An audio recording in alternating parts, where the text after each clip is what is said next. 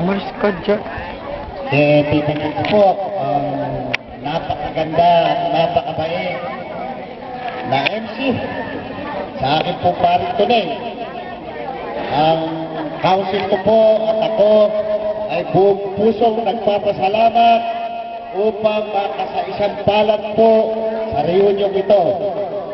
Sa pong karangalan sa amin upang makarating dito.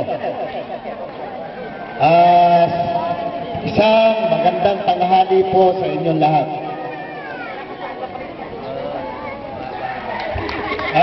Salamat po dyan. Ako po ay asawa ni Lenny na anak ng ating host.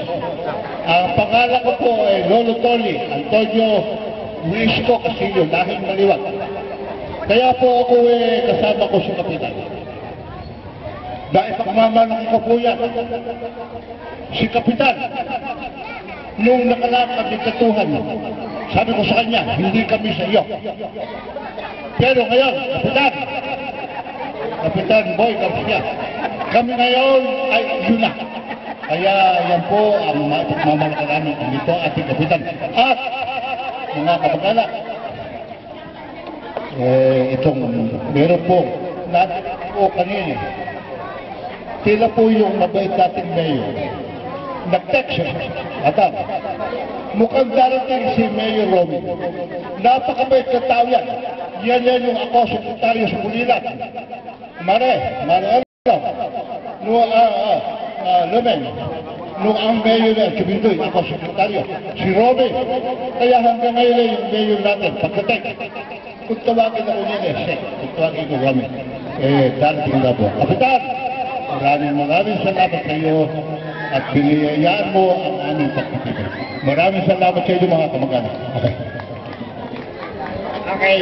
Maraming salamat kay Sir. Kung tawagin po namin kasi si kamag-anak Kabirin ay si Sir. Kaya nga ngayon, Sir pa rin ang tawag ko sa inyo. Okay. Thank you very much po.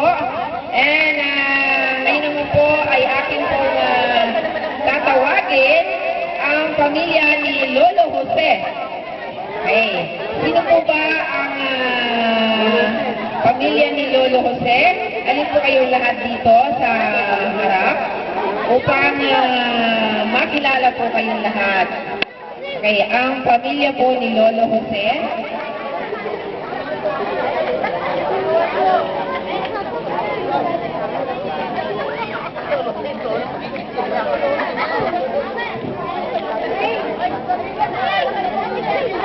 Ayan, siguro po ang sino nanaluming, kayo po ba ang magpapaano?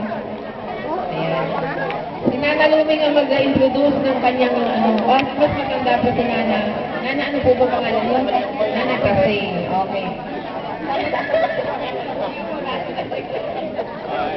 Okay. Since kayo po yung dito, kayo po yung magpapakilala ng mga pamilya natin.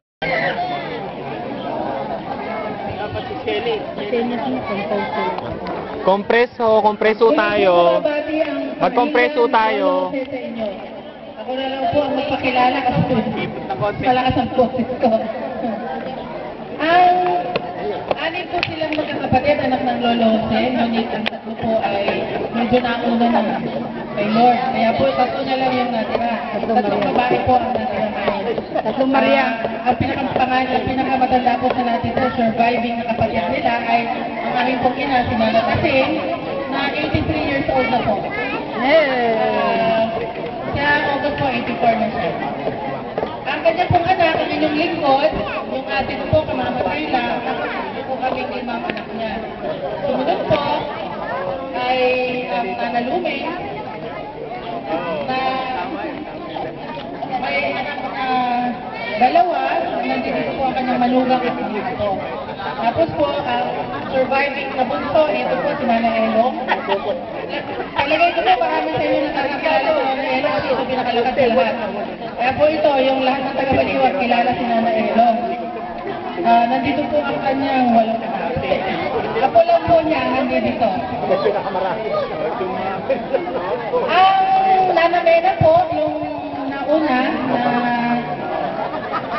namatay na matandang babae, ay naririto po ang kanyang anak na panganay, si Todo po. Ayan po.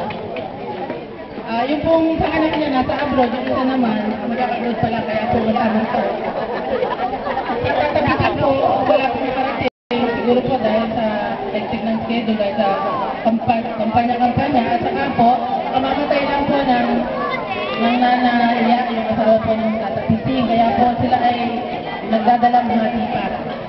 Bagamat nagdadalang hati po ang pamilya ng tatapising, kami naman po ay nalulugod at nagpapasalamat kasama po ng aming katuwaan dahil po ang pamilya po ng Cruz Ricarte ay nadagdagan po ng isang abogado. Yung po nga yung isang pamangkin na apo ng nanatating, please forward to be recognized, bagong attorney Dola Diana Dumpit. Ipapasalang po niya ng bar exam, ng 2009 bar exam. Yung pong nangangailangan ng assistant, siya po ay ready to help. Ang pamilya po ng Lolo Jose. Salamat.